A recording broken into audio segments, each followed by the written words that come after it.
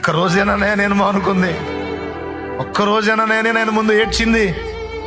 ఆయన కృప చూసావా?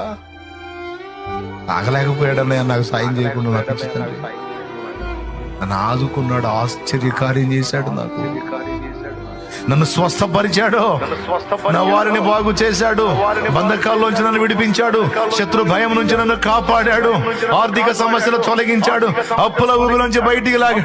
కృపన్నయ్య, నాకు సాయం చేయడానికి ఏముందన్నయ్య నా దగ్గర? నేను మంచివాడినా, మంచిదన్నా, నీ యోగ్యుడినా, యోగ్యుడన్నా, ఏముందన్నయ్య?